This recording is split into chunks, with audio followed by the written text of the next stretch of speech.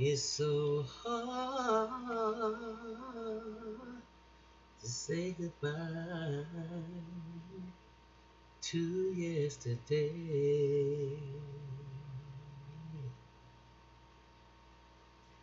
'Cause I don't know where this road is gonna lead to.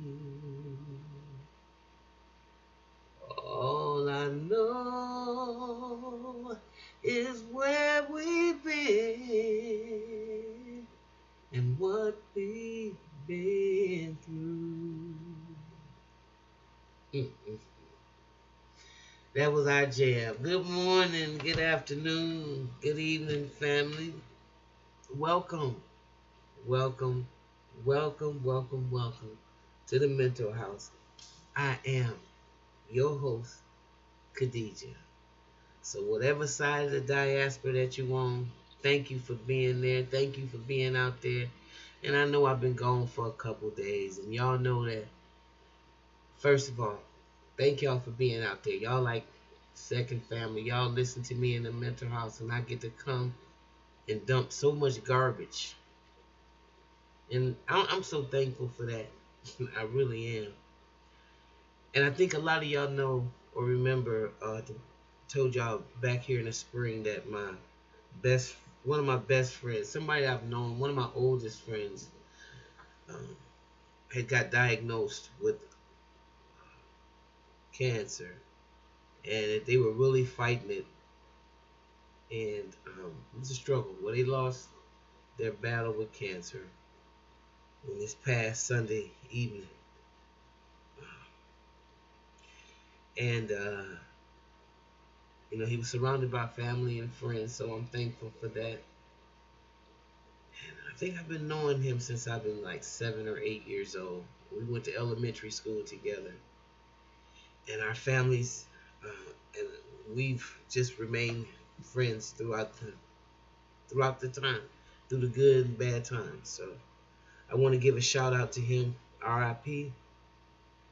And you're going to be with the ancestors now, and there's a lot of family and friends that we know that's gone on before.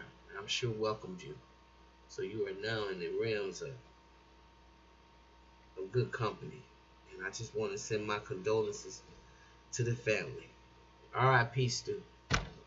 R.I.P. So with that being said, that's why it's so important to give thanks. Today is Thanksgiving. And while I may have a very, very, how you say, a detached moment from what the whole idea around Thanksgiving is, and I didn't cook anything, I do participate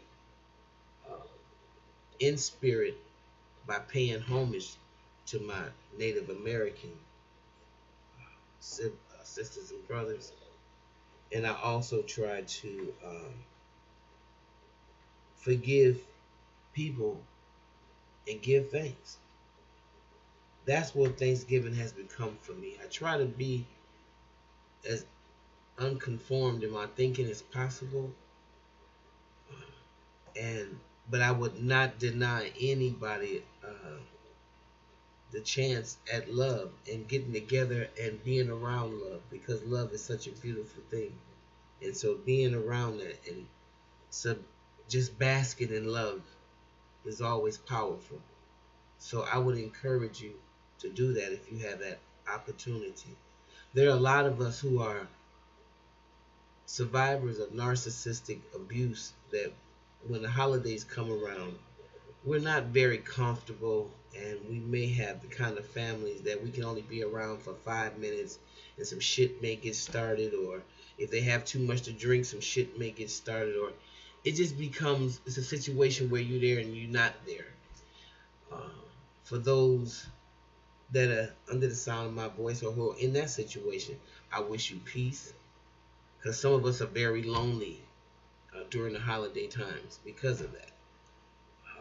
There are some of us who have chosen to go no contact, and Just bringing this kind of is really difficult around the holidays. So for those who are suffering in that way, I want to say that I love you. I am thinking about you, and I'm sharing my day with you, and I'm hoping that um, you can share my love with me today. Okay. Uh, I also want to remind y'all that this is the most drunkest ass holiday of the damn year. One of them, at least. Yeah, because of course January, that's a new year, according to this calendar. But what I'm saying is y'all need to watch yourselves, because a lot of college students are out, a lot of parties going on, and it's just that it's a turn up on the alcohol use around Thanksgiving.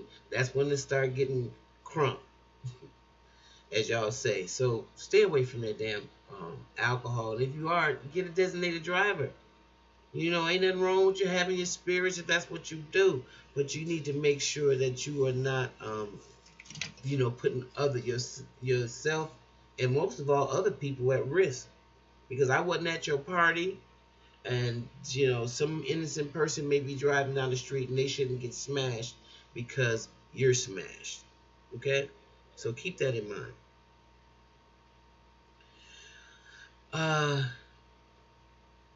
You know what, you guys?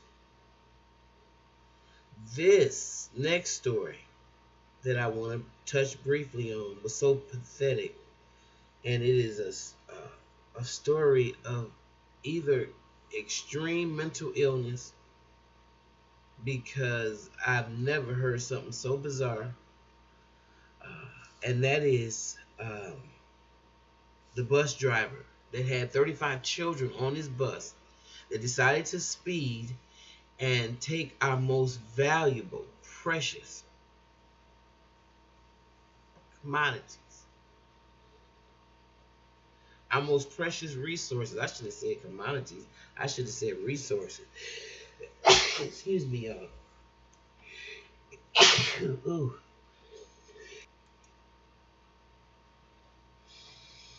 Anyway,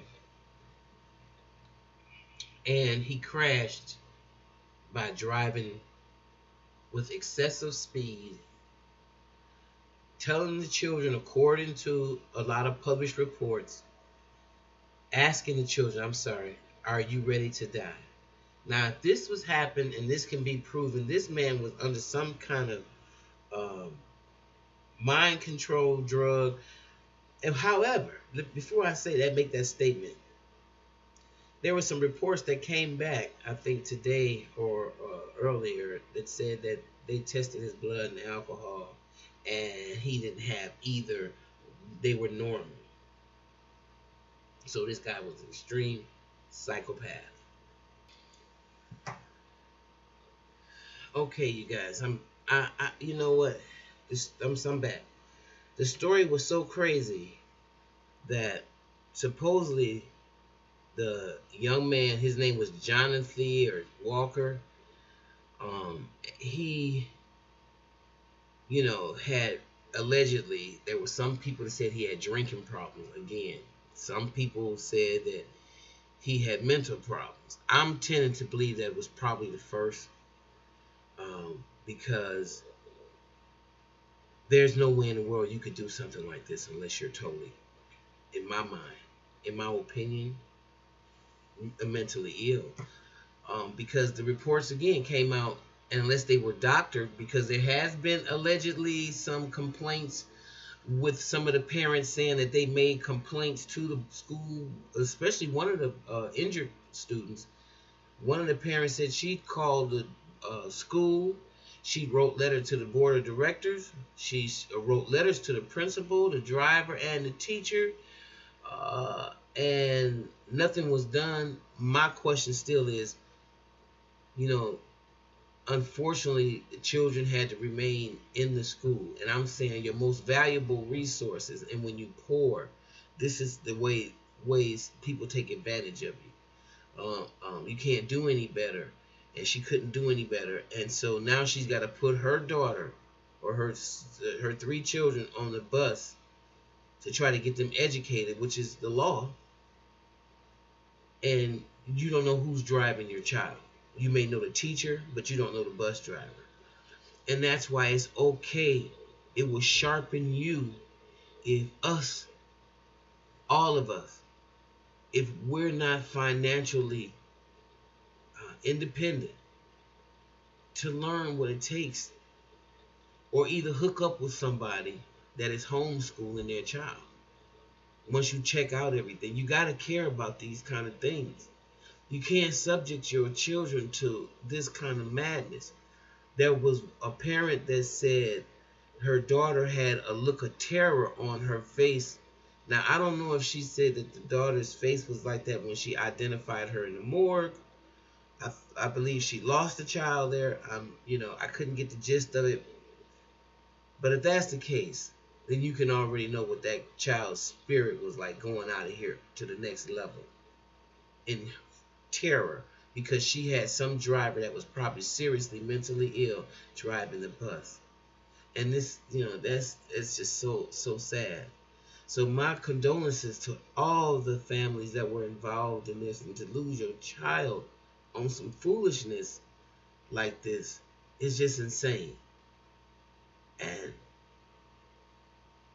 we have to get back to thinking about our babies in more ways than one. And so if the school system, if we have to take a designated person who's the smartest out of all of us, who likes to read books out of all of us, then maybe we have to encourage and get put behind that sister to take the credentials or whatever she needs to do to start the school, that we trust her to take our children there, so we won't have to rely on crazy strangers driving our children back and forth to school. Okay? I mean, it's just one of the most horrific stories I could have possibly heard of. So, that's what I'm going to give you right now, family. I'm going to be back in a little bit. So, bear with me. I'll see you later. If you like what you hear, please subscribe. And I'll see you next time in the mental house. Bye-bye.